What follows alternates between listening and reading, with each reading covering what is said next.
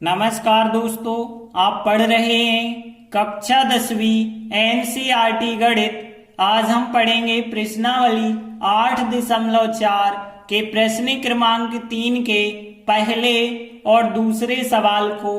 तो ध्यान से समझना। तो देखिए, हम पिछली प्रश्नावली में पूरक कोणों के त्रिकोणमितीय अनुपात वाले फार्मूले देखे। 90 - a वाले साइन का कॉस, कॉस का साइन होता है, ये सब आपको पता होंगे।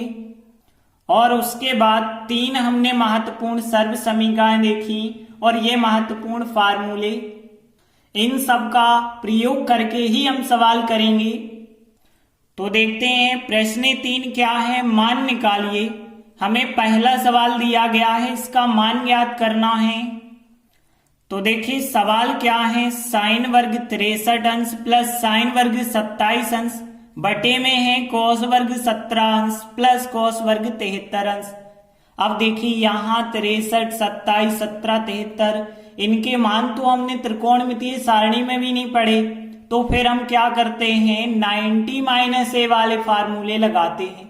और 90 - a वाले फार्मूले कब लगते हैं, जब दो कोणों का योग 90 अंश हो। यदि आप देखें तो 63 और 27 इन दोनों का योग 90 हो रहा है। 17 और 73 इन दोनों का योग भी 90 हो रहा। तो हम इन दोनों में से किसी एक में 90 - a वाला फार्मूला लगाएंगे और इन दोनों में से भी किसी एक में लगाएंगे। अब देखिए, इन दोनों में हम नहीं लगा सकते, ऐसा नहीं कर सकते कि इन दोनों का योग 90 है नहीं और आप चाहो तो इन दो में से कह दो कि इन दो में एक में लगाना और इन दो में एक में लगाना। तो ऐसा नहीं चलेगा, इन दोनों का योग 90 है। तो हम मान के चलो इस पहले वाले में लगाते हैं। तो देखिए साइन वर्ग लिखा हमने, 63 की जगह 90 - a करेंगे और फिर यहाँ पे साइन वर्ग 27 को वैसे ही लिखेंगे, इसमें कोई बदलाव नहीं करेंगे क्योंकि दो में से किसी एक में लगाना है। अब देखिए, यदि आप 63 में लगाएंगे तो 90 माइनस बगल वाली संख्या मतलब जिसका योग 90 है, इन दोनों का योग 90 है, तो 63 को लिखेंगे 90 - 27 अंश। और नीचे की संख्याएं भी देखिए, 2 है, इन दोनों का योग 90 है। तो इन दोनों में से यदि हमने यहाँ पहले में लगाया तो यहाँ पहले में हम फिर 90 - a वाला फार्मूला लगाएंगे, लेकिन दूसरे को हम वैसे ही लिखेंगे। अब 17 में आप लगाएंगे तो 90 माइनस कितना करेंगे, बगल वाली संख्या मतलब 90 - 73 अंश करेंगे। अब देखिए यहाँ फार्मूला बन गया साइन 90 - a कॉस 90 - a, यहाँ बन गया साइन 90 - a कॉस से होता है। ध्यान रखना, साइन का कॉस हो जाता है, 90 हट जाते हैं और एक कोण आ जाता है। कॉस का साइन हो जाता है, 90 हट जाते हैं, केवल एक कोण आ जाता है। तो यहाँ पे साइन का कॉस हो जाएगा और वर्ग लगा है तो वर्ग तो वैसे ही रहेगा, 90 हट जाएंगे, कितना आ जाएगा, 27 आ जाएगा। प्लस इसमें तो लगा नहीं रहे तो इसको तो हम वैसा ही लिखेंगे। और बटे देखिए कॉस, यहाँ भी 90 - a वाला लगाएंगे तो कॉस का हो जाता है साइन और वर्ग लगा है, वर्ग लगाइए, साइन a 90 हट जाते हैं तो अब a आ जाएगा मतलब 73 प्लस कॉस वर्ग 73। अब देखिए, हमने एक सर्व समीकरण बताई थी, साइन वर्ग और कॉस वर्ग दोनों का योगफल कितना होता है, 1 होता है यदि उनके कोण एक से हो। यहाँ ये कोण है, यहाँ भी ये। तो हमने लिखा चूंकि साइन वर्ग प्लस कॉस वर्ग बराबर 1 होता है, तो यहाँ भी देखिए कॉस वर्ग प्लस साइन वर्ग है, एक ही बात है, तो यहाँ भी 1 हो जाएगा। और नीचे भी साइन वर्ग प्लस कॉस वर्ग है और इनके कोण भी 1 से हैं, ऊपर वालों के भी कोण 1 से हैं, तो कॉस वर्ग प्लस साइन वर्ग ये भी 1 हो गया और साइन वर्ग प्लस कॉस वर्ग ये भी हो जाएगा 1 बटे 1, मतलब आंसर कितना हो जाएगा 1, क्योंकि बटे में 1 लिखना जरूरी नहीं होता। अतः अभीष्ट मान 1 है। तो फर्स्ट सवाल कंप्लीट हुआ।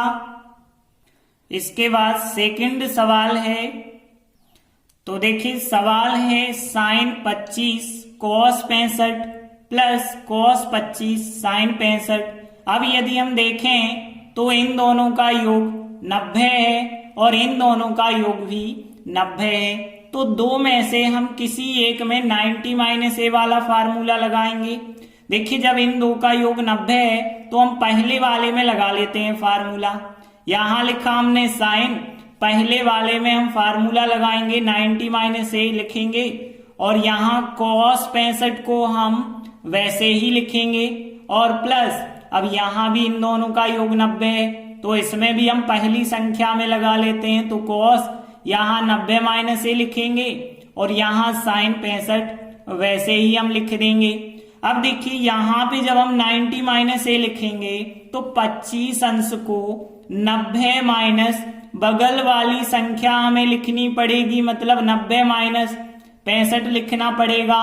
और यहाँ पे देखें यहाँ भी 25 है तो इसे भी हम 90 माइनस बगल वाली संख्या लिख देंगे। तो इस प्रकार से 90 माइनस ए के फार्मूला लगाएंगे। अब देखिए हमें पता है साइन 90 माइनस ए साइन का कॉस हो जाता है, तो यहाँ साइन का कॉस हो गया और कॉस ए होता है 90 हट जाते हैं तो कॉस 65 और यहाँ पहले से है कॉस 65 और फिर इसके बाद कॉस 90 माइनस ए तो कॉस का साइन हो जाएगा और ए आएगा मतलब 65, 90 हट जाएंगे और यहाँ साइन 65 पहले से लिखा है वो भी हम लिखेंगे। अब देखिए यहाँ कॉस 2 बार है और इनटू में है और 2 बार है मतलब यहाँ कॉस वर्ग हो जाएगा, क्योंकि 2 बार है तो कॉस वर्ग हो जाएगा, प्लस साइन भी तो 2 बार है और इनटू में गुणा में है तो यहाँ पे साइन वर्ग 65 अंश हो जाएगा। अब देखिए फिर वही सर्व समीका बन गई, यहाँ कॉस वर्ग प्लस साइन वर्ग।